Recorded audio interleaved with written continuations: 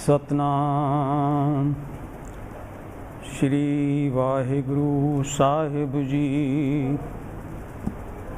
दंडौत बंदन अनेक बार, सर्व कला समरथ।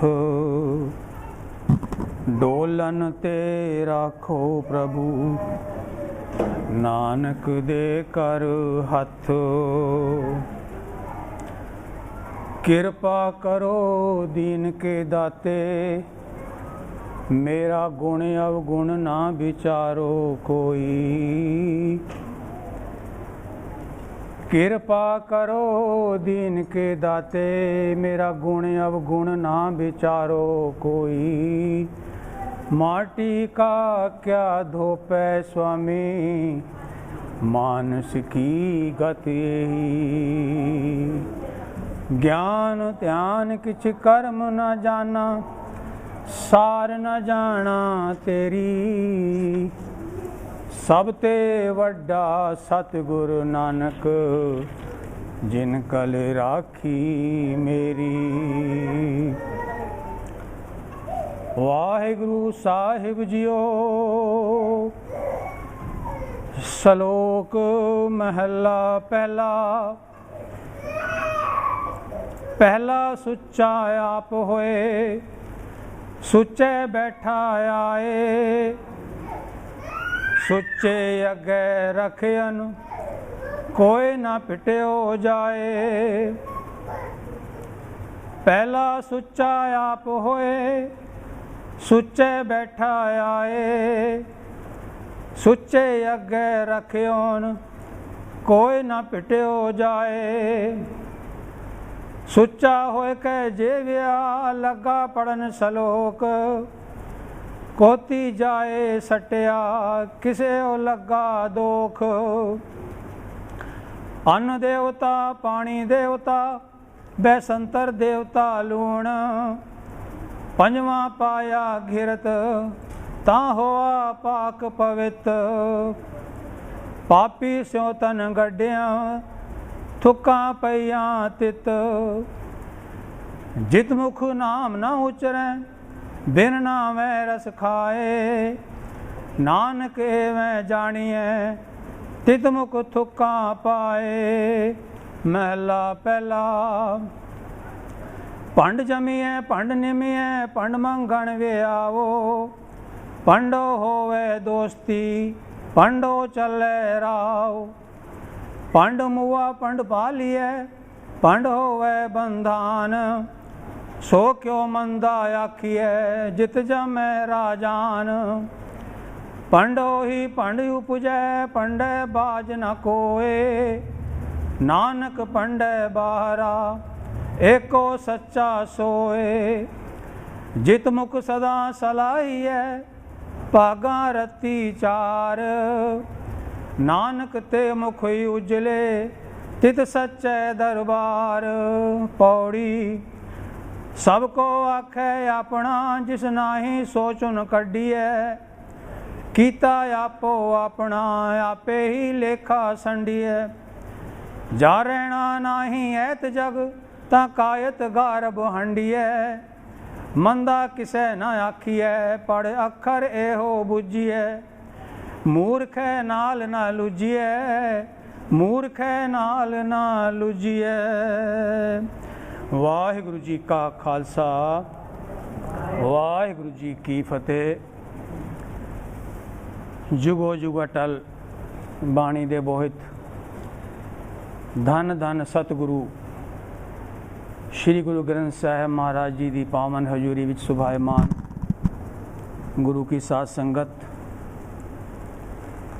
सतगुरां दा कोटान कोट शुकराना है, जिन्हां ने बख्शिश करके सानू सत्संगत दियां ये घड़ियां बख्शियां ने। आओ गुरचरनां नाल अपने चित्त नूं जोड़िए, गुर शब्द दी विचार नाल जुड़िए। सारी अपनी मनोवृत्तियों नूं एकाग्र करके एक बारी प्रेम नाल आखो सतनाम श्री वाहिगुरु। धन धन सतगुरु श्री गुरु नानक देव महाराज जी की महान बाणी श्री आसा की वार की लड़ीवार विचार आप सरवण कर रहे हो। पिछले हफ्ते तक 18 पौड़ियां तक की विचार संपूर्ण हो गई सी। अज आपने 19वीं पौड़ी अते उस तो पहलां दे जेड़े 2 श्लोक ने धन गुरु नानक देव महाराज जी के उच्चारण किए हुए उन्हां दा पाठ आपने श्रवण किया है। सतगुरु जो इस बाणी विच बख्शिश कर रहे ने, पिछलियां कुछ पौड़ियां ते कुछ श्लोकां दे विच जो विचार सतगुरु लैके चले ने, उन्हां विच महाराज ने सानू समाज विच फैले हुए परम भुलेखे कुछ कर्म कांड उन्हां दे बारे दस्या है, उन्हां तो सुचेत किया है। समय समय अनुसार खास तौर पे सनातन धर्म के जोड़े आगू रहे ने ब्राह्मण समाज भी की कुछ जो करते रहे ने, किन्या भुलेखा विच पाते रहे ने।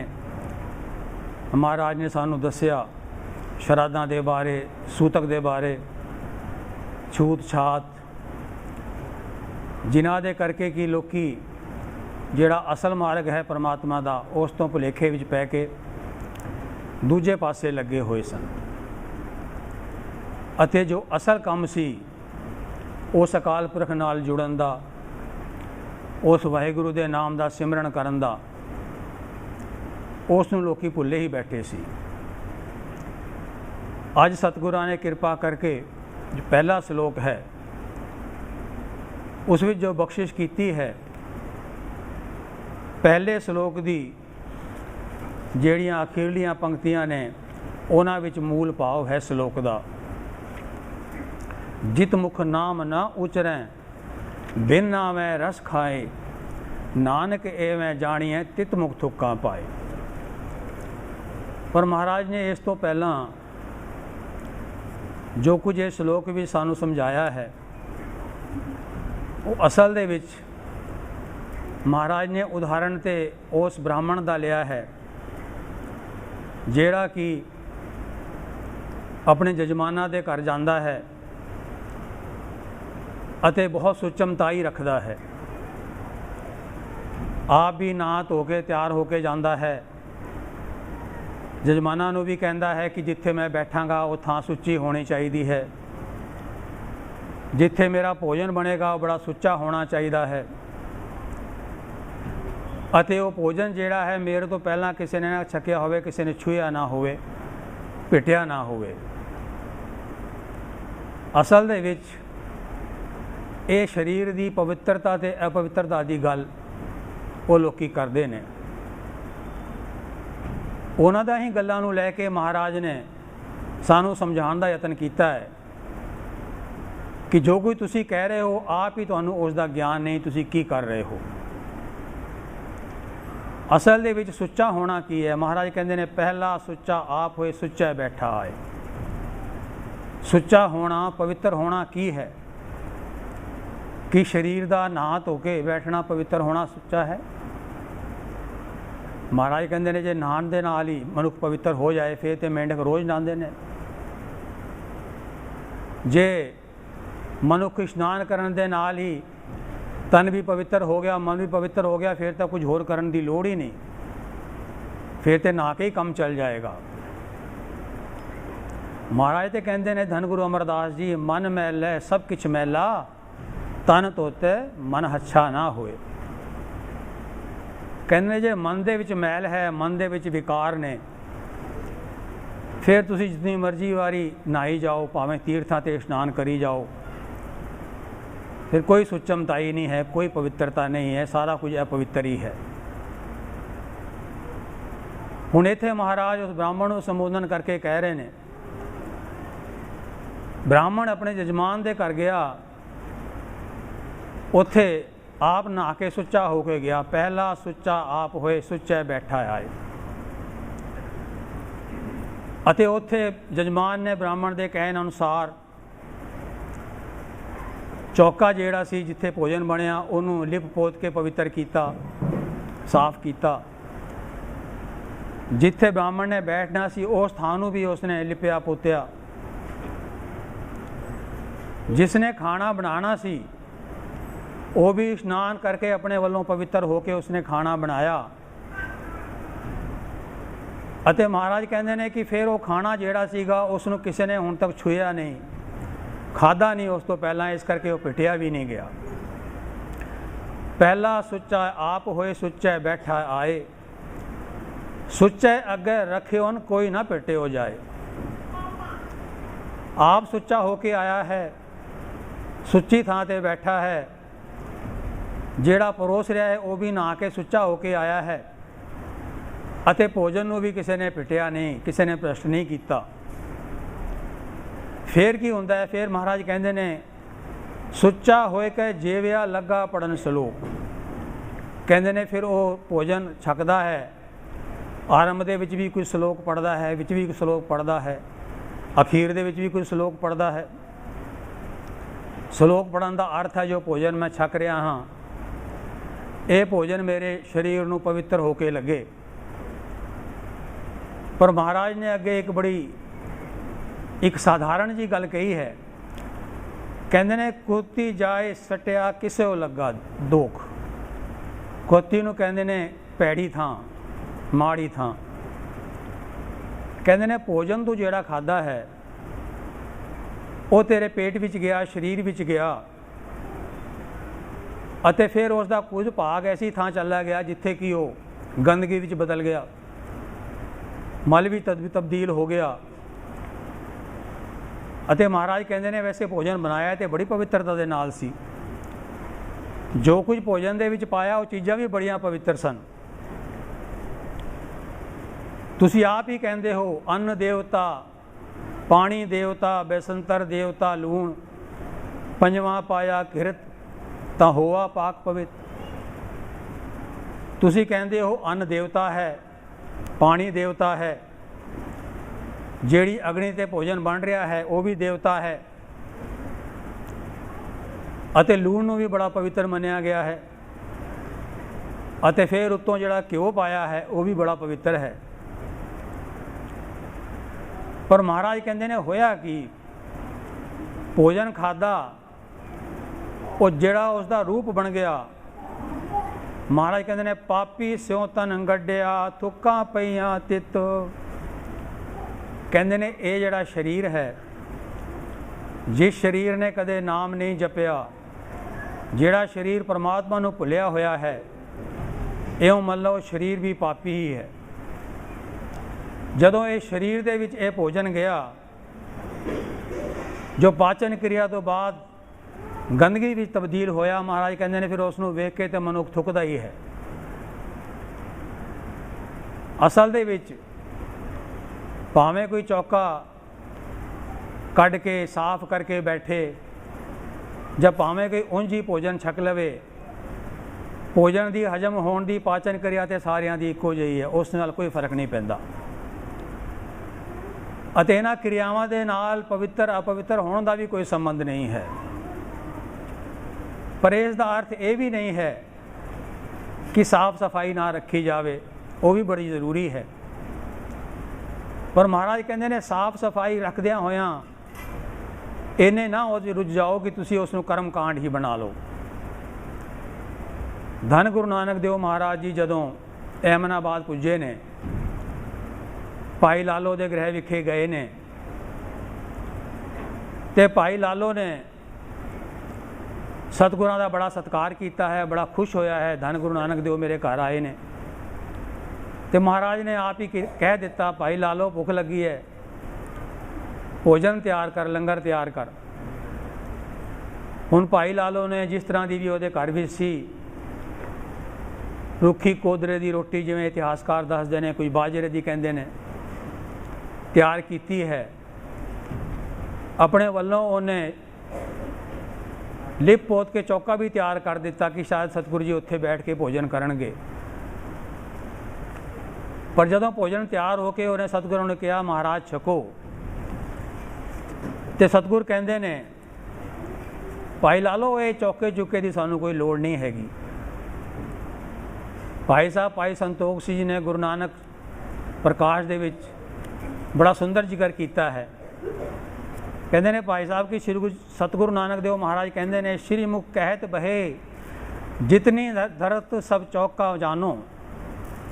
ਸ਼੍ਰੀ ਮੁਖ ਕਹਿਤ ਬਹੇ ਜਿਤਨੀ ਧਰਤ ਸਭ ਚੌਕਾ ਜਾਨੋ, ਸੂਚੇ ਸਹੀ ਜੋ ਮਨ ਕੋ ਭ੍ਰਮ ਪਛਾਨੋ। ਕਹਿੰਦੇ ਨੇ ਸਾਡੇ ਵਾਸਤੇ ਤਾਂ ਜਿੰਨੀ ਵੀ ਧਰਤੀ ਹੈ ਨਾ ਸਾਰੀ ਚੌਕਾ ਹੀ ਹੈ। ਸਾਡੇ ਵਾਸਤੇ ਕੋਈ ਵੱਖਰਾ ਚੌਕਾ ਤਿਆਰ ਕਰਨ ਦੀ ਲੋੜ ਨਹੀਂ। ਅਤੇ ਅਸਲ ਦੇ ਵਿੱਚ ਸੁੱਚਾ ਉਹੀ ਹੈ ਜਿਸ ਦੇ ਮਨ ਦੇ ਵਿੱਚੋਂ ਇਹ ਭਰਮ ਜਿਹੜਾ ਨਿਕਲ ਗਿਆ, ਇਹ ਵਹਿਮ ਜਿਸਦਾ ਦੂਰ ਹੋ ਗਿਆ। ਕਿਸੇ ਦੇ ਛੂਹਣ ਦੇ ਨਾਲ ਕੋਈ ਚੀਜ਼ ਭ੍ਰਿਸ਼ਟ ਨਹੀਂ ਹੁੰਦੀ। ਅਸਲ ਦੇ ਵਿੱਚ ਪਵਿੱਤਰ ਤੇ ਅਪਵਿੱਤਰ ਹੋਣਾ ਜਿਹੜਾ ਹੈ, ਉਹ ਮਹਾਰਾਜ ਨੇ ਜੋ ਆਖਰੀਆਂ ਪੰਕਤੀਆਂ ਵਿੱਚ ਕਿਹਾ ਹੈ ਉਹ ਹੈ। ਸਤਿਗੁਰ ਕਹਿੰਦੇ ਨੇ ਇਹਨਾਂ ਚੀਜ਼ਾਂ ਨਾਲ ਕੋਈ ਫਰਕ ਨਹੀਂ ਪੈਂਦਾ। ਇਹ ਪਵਿੱਤਰ ਤੇ ਉਹ ਹੈ ਮੂੰਹ ਉਹ ਸਰੀਰ, ਜਿਤ ਮੁਖ ਨਾਮ ਨਾ ਉਚਰੈ ਬਿਨ ਨਾਮੈ ਰਸ ਖਾਏ, ਨਾਨਕ ਐਵੇਂ ਜਾਣੀਏ ਮੁਖ ਤੁਕਾਂ ਪਾਏ। ਕਹਿੰਦੇ ਨੇ ਦੇਖੋ ਸਰੀਰ ਜਿਹੜਾ ਹੈ, ਸਰੀਰ ਤੇ ਸਾਰਿਆਂ ਦਾ ਇੱਕੋ ਜਿਹਾ ਬਣਿਆ ਹੋਇਆ ਹੈ। ਧੰਨ ਗੁਰੂ ਅਰਜਨ ਦੇਵ ਮਹਾਰਾਜ ਜੀ ਨੇ ਜੋ ਗਾਥਾ ਬਾਣੀ ਹੈ ਗੁਰੂ ਗ੍ਰੰਥ ਸਾਹਿਬ ਦੇ ਵਿੱਚ, ਉਸ ਦੇ ਵਿੱਚ ਜ਼ਿਕਰ ਵੀ ਕੀਤਾ ਹੈ ਕਿ ਜਿਹੜੇ ਲੋਕ ਆਪਣੇ ਸਰੀਰ ਤੇ ਬੜਾ ਮਾਣ ਕਰਦੇ ਨੇ ਉਹਨਾਂ ਨੂੰ ਇੱਕ ਵਾਰੀ ਇਹ ਗੱਲ ਜ਼ਰੂਰ ਸੁਣ ਲੈਣੀ ਚਾਹੀਦੀ ਹੈ। ਮਹਾਰਾਜ ਕਹਿੰਦੇ ਨੇ, ਕਰਪੂਰ ਪੁਹਪ ਸੁਗੰਧਾ ਪਰਸ ਮਾਨੁਕ ਦੇਹੰ ਮਲੀਨੰ, ਮੱਝਾ ਰੁਧਿਰ ਦੁਰਗੰਧਾ ਨਾਨਕ ਅਤ ਗਰਬੇਣ ਅਗਿਆਨੋ। ਇਸ ਦਾ ਅਰਥ ਹੈ ਕਿ ਭਾਵੇਂ ਕਿਤਨੀ ਸੁਗੰਧੀ ਮਨੁੱਖ ਸਰੀਰ ਨੂੰ ਲਾ ਲਵੇ, ਸੁਗੰਧੀ ਵਾਲੇ ਫੁੱਲ ਪਾ ਲਵੇ, ਪਰ ਮਨੁੱਖ ਦੀ ਦੇਹੀ ਇਤਨੀ ਮਲੀਨ ਹੈ ਕਿ ਜੋ ਕੁਝ ਵੀ ਇਸ 'ਤੇ ਪਾਇਆ ਜਾਂਦਾ ਹੈ ਕੁਝ ਟਾਈਮ ਦੇ ਬਾਅਦ ਦੁਰਗੰਧ ਵਿੱਚ ਤਬਦੀਲ ਹੋ ਜਾਂਦਾ ਹੈ। ਕਿਉਂਕਿ ਸਰੀਰ ਵਿੱਚ ਹੈ ਕੀ? ਮਹਾਰਾਜ ਕਹਿੰਦੇ ਨੇ ਸਰੀਰ ਵਿੱਚ ਮਿੱਝ ਹੈ, ਮੱਝਾ ਹੈ, ਰੁਦਰ ਕਹਿੰਦੇ ਨੇ ਲਹੂ ਹੈ, ਅਤੇ ਦੁਰਗੰਧੀ ਦੀਆਂ ਵਸਤੂਆਂ ਵੀ ਸਾਡੇ ਸਰੀਰ ਦੇ ਵਿੱਚ ਹੀ ਨੇ। ਇਤਨਾ ਮਲੀਨ ਸਰੀਰ ਲੈ ਕੇ ਜੇ ਤੂੰ ਬਹੁਤ ਗਰਵ ਕਰਦਾ ਹੈ ਆਪਣੇ ਸਰੀਰ ਤੇ, ਤਾਂ ਤੇਰਾ ਅਗਿਆਨ ਹੈ, ਮੂਰਖਤਾ ਹੈ, ਕੁਝ ਵੀ ਨਹੀਂ ਹੈ। ਪਰ ਦੇਖੋ ਗੁਰਬਾਣੀ ਦੇ ਵਿੱਚ ਇਸੇ ਸਰੀਰ ਨੂੰ ਹਰੀ ਕਾ ਮੰਦਿਰ ਵੀ ਆਖਿਆ ਗਿਆ ਹੈ। ਫਰਕ ਇਤਨਾ ਹੈ, ਜਿਹੜੇ ਪਰਮਾਤਮਾ ਨੂੰ ਭੁੱਲ ਗਏ ਨੇ ਉਹਨਾਂ ਦਾ ਸਰੀਰ ਤੇ ਵਾਕਈ ਗੰਦ ਦੀ ਪੋਟਲੀ ਹੈ, ਪਰ ਜਿਨ੍ਹਾਂ ਨੇ ਉਸ ਅਕਾਲ ਪੁਰਖ ਨੂੰ ਯਾਦ ਰੱਖਿਆ ਹੈ ਉਹਨਾਂ ਦਾ ਸਰੀਰ ਹਰੀ ਦਾ ਮੰਦਿਰ ਬਣ ਜਾਂਦਾ ਹੈ। ਸਤਿਗੁਰ ਬਖਸ਼ਿਸ਼ ਕਰਕੇ ਸਮਝਾ ਰਹੇ ਨੇ ਸਾਨੂੰ ਕਿ ਦੇਖੋ ਜਿਹੜੇ ਮੁਖ ਕਦੇ ਪਰਮਾਤਮਾ ਦਾ ਨਾਮ ਨਹੀਂ ਲੈਂਦੇ, ਜਿਤ ਮੁਖ ਨਾਮ ਨਾ ਉਚਰੈ, ਜਿਹੜੇ ਕਦੀ ਉਸ ਵਾਹਿਗੁਰੂ ਨੂੰ ਯਾਦ ਨਹੀਂ ਕਰਦੇ ਜਿਹੜਾ ਸਾਰੀਆਂ ਦਾਤਾਂ ਦੇ ਰਿਹਾ ਹੈ, ਅਤੇ ਬਿਨ ਨਾਮੈ ਰਸ ਖਾਏ, ਬਿਨਾਂ ਉਸ ਦਾ ਨਾਮ ਲਿਆ, ਬਿਨਾਂ ਉਸ ਨੂੰ ਯਾਦ ਕੀਤਿਆਂ 36 ਪ੍ਰਕਾਰ ਦੇ ਭੋਜਨ ਛਕਦੇ ਨੇ, ਤਰ੍ਹਾਂ ਤਰ੍ਹਾਂ ਦੇ ਰਸ ਲੈਂਦੇ ਨੇ। ਫਿਰ ਮਹਾਰਾਜ ਕਹਿੰਦੇ ਨੇ ਇਉਂ ਜਾਪ ਲਓ ਜਿਵੇਂ ਕਿ ਨਾਨਕ ਐਵੇਂ ਜਾਣੀਏ ਤਿਤ ਮੂੰਹ ਥੁੱਕਾਂ ਪਾਏ, ਕਿ ਉਹਨਾਂ ਦੇ ਮੂੰਹ ਦੇ ਉੱਤੇ ਵੀ ਥੁੱਕਾਂ ਹੀ ਪੈ ਰਹੀਆਂ ਨੇ, ਮੂੰਹ ਦੇ ਉੱਤੇ ਵੀ ਫਟਕਾਰਾਂ ਹੀ ਪੈ ਰਹੀਆਂ ਨੇ। ਅਸੀਂ ਇਸ ਗੱਲ ਨੂੰ ਭੁੱਲ ਜਾਂਦੇ ਹਾਂ ਕਿ ਜੋ ਸਭ ਕੁਝ ਦੇ ਰਿਹਾ ਹੈ ਸਾਨੂੰ, ਉਸ ਦਾ ਧੰਨਵਾਦ ਕਰਨਾ ਕਿਤਨਾ ਜ਼ਰੂਰੀ ਹੈ, ਉਸ ਨੂੰ ਯਾਦ ਕਰਨਾ ਕਿਤਨਾ ਜ਼ਰੂਰੀ ਹੈ। ਮਹਾਰਾਜ ਤੇ ਕਹਿੰਦੇ ਨੇ ਖਾਂਦੇ ਰਹਿੰਦੇ ਹਾਂ ਸਾਰੀ ਉਮਰ, ਅਸੀਂ ਪਾਉਂਦੇ ਰਹਿੰਦੇ ਹਾਂ ਸਾਰੀ ਉਮਰ, ਸਾਡੇ ਅੰਗ ਘਿਸ ਜਾਂਦੇ ਨੇ। ਮਹਾਰਾਜ ਕਹਿੰਦੇ ਨੇ ਖਾਂਦਿਆਂ ਖਾਂਦਿਆਂ ਮੂੰਹ ਘਟਾ, ਪਹਿਨੰਦਿਆਂ ਸਭ ਅੰਗ, ਨਾਨਕ ਧ੍ਰਿਗ ਤਿਨਾ ਕਾ ਜੀਵਿਆ ਜਿਨਾ ਸੱਚ ਨਾ ਲੱਗੋ ਰੰਗ। ਕਹਿੰਦੇ ਨੇ ਮੂੰਹ ਘਸ ਗਿਆ ਸਾਡਾ, ਸਾਡੇ ਅੰਗ ਘਿਸ ਗਏ ਕੱਪੜੇ ਪਾਉਂਦਿਆਂ ਪਾਉਂਦਿਆਂ, ਪਰ ਉਹਨਾਂ ਦੇ ਜੀਵਨ ਨੂੰ ਧਿਕਾਰ ਹੈ ਜਿਨ੍ਹਾਂ ਨੂੰ ਸਰੀਰ ਦੇ ਆਖਰੀ ਸਮੇਂ ਤੱਕ ਵੀ ਪਰਮਾਤਮਾ ਦੇ ਨਾਮ ਦਾ ਰੰਗ ਨਹੀਂ ਲੱਗਿਆ, ਜਿਨ੍ਹਾਂ ਨੂੰ ਪਰਮਾਤਮਾ ਚੇਤੇ ਨਹੀਂ ਆਇਆ। ਮਹਾਰਾਜ ਕਹਿੰਦੇ ਨੇ ਉਸ ਦਾ ਸ਼ੁਕਰਾਨਾ ਕਰੋ ਹਰ ਵੇਲੇ, ਕਿਉਂਕਿ ਦੱਦਾ ਦਾਤਾ ਏਕ ਹੈ, ਸਭ ਕੋ ਦੇਵਨਹਾਰ, ਦੇਂਦਿਆਂ ਤੋਟ ਨਾ ਆਵਈ, ਅਗੰਤ ਭਰੇ ਭੰਡਾਰ। ਕਿਤਨਾ ਕੁਝ ਦੇ ਰਿਹਾ ਹੈ ਸਾਨੂੰ ਉਹ। ਕਦੀ ਅਸੀਂ ਹਿਸਾਬ ਲਾ ਕੇ ਵੇਖੀਏ, ਹੌਸਪੀਟਲ ਜਾਂਦੇ ਹਾਂ, ਜੇ 1-2 ਘੰਟੇ ਵਾਸਤੇ ਵੀ ਆਕਸੀਜਨ ਦੀ ਮਾਸਕ ਲਗਾਉਂਦੇ ਨੇ ਨਾ ਹੌਸਪੀਟਲ ਵਾਲੇ, ਕਿੰਨੇ ਹਜ਼ਾਰ ਰੁਪਏ ਇੱਕ ਦਿਨ ਦੇ ਲੈ ਲੈਂਦੇ ਨੇ। ਕਦੀ ਅਸੀਂ ਹਿਸਾਬ ਲਾਇਆ ਸਾਰੀ ਜ਼ਿੰਦਗੀ ਵਿੱਚ ਕਿੰਨੀ ਆਕਸੀਜਨ ਅਸੀਂ ਇਸਤੇਮਾਲ ਕਰਦੇ ਹਾਂ, ਕਿਤਨੀ ਕੁ ਉਸ ਦੀ ਕੀਮਤ ਹੈ, ਕਿਤਨਾ ਜਲ ਅਸੀਂ ਪੀ ਰਹੇ ਹਾਂ, ਕਿਤਨੇ ਪਦਾਰਥ ਅਸੀਂ ਖਾ ਰਹੇ ਹਾਂ, ਕਿਤਨਾ ਕੁਝ ਅਸੀਂ ਭੋਗ ਰਹੇ ਹਾਂ। पर जे फिर भी असी उसका शुकराना ना करिए तो फिर महाराज कहते हैं कि उस तो वड्डा अकिरत कोई हो ही नहीं सकता। ਅਤੇ ਜਿਨ੍ਹਾਂ ਨੂੰ परमात्मा के नाम का ज्ञान ही नहीं कि वह नाम किहो जिहा है, होर रसां विच लगे हुए ने। महाराज कहते हैं विचारे करन भी की, इतने रस ऑलरेडी उन्होंने शरीर विच ने कि नाम रस वास्ते उत्थे था ही नहीं। महाराज कहते हैं रस सोए ना रस रूपा कामण, रस परमल की वास, रस घोड़े रस सेजा मंदर, रस मीठा रस मास, एते रस शरीर के कैघट नाम निवास। कहते ने सोने का रस सानू लग्या, चांदी का रस लग्या होया है, सुगंधियां का रस सानू लग्या होया है, घोड़े साडे जेडे परिवहन के साधन ने उन्होंने पिछे असीं लगे हाँ, वो भी एक रस है। साडे सोहने सोहने घर मंदिर जेडे ने, साड़ियाँ सोहणियां सोहणियां सेजां जड़ियां ने, वो भी रस है। खाना पीना हर प्रकार का वो भी कितने रस ने। महाराज कहते इन्ने रस ते तेरे शरीर में पहला ही भरे पे ने, नाम रस दे वास्ते थां कित्थे है।